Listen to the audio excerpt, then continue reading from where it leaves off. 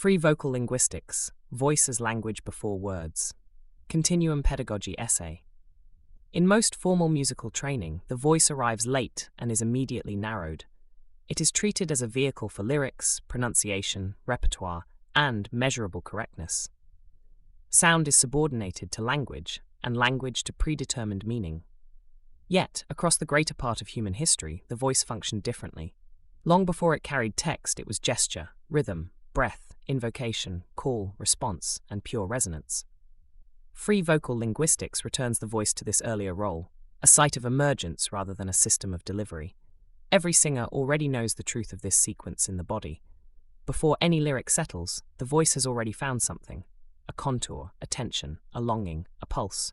We hum, we sigh, we circle a syllable, we repeat a fragment. Meaning forms after sound, not before it. In free vocal linguistics, this phase is neither discarded nor hurried. It is recognized as compositional intelligence. The voice explores vowel gravity, the attack of consonants, the length of breath, shifts of register, and the natural hesitations of rhythm. None of these require a dictionary. They require only attention and the permission to remain unfinished. Within continuum pedagogy, this permission is foundational. The central premise is that nothing is not good. The voice that arrives hesitant, breathy, cracked, or wordless is not a failed version of some ideal voice. It is the actual material from which musicianship grows. Ideas that hold learners back. Beliefs that the voice must already be beautiful, that breath must already be controlled, that words must already be clever, are gently set aside.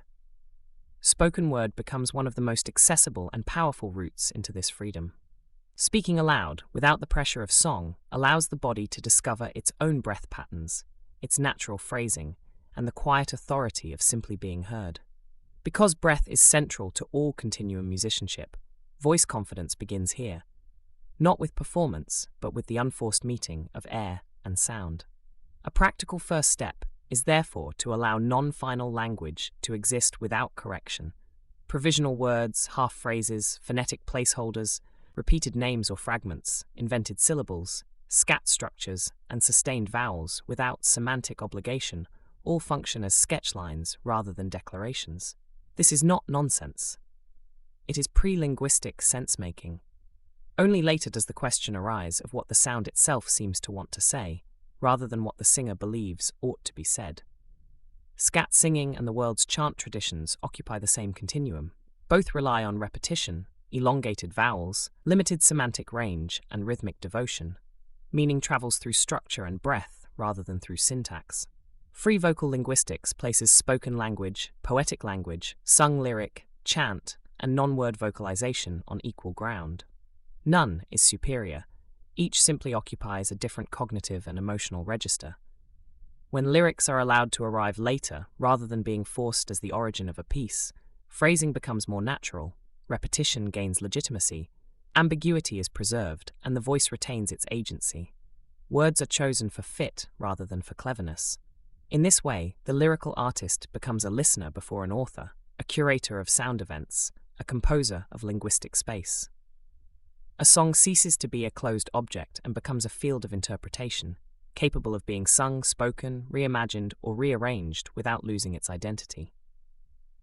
Within continuum practice, free vocal linguistics can serve as a foundation exercise that grants permission to sound without outcome, as a gateway into composition that lets the voice itself generate structure, and as an integrating practice that brings ear, breath, rhythm, and emerging meaning into relationship.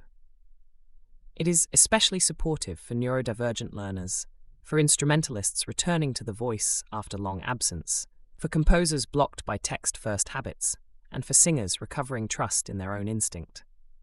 The voice does not need to be trained in order to begin.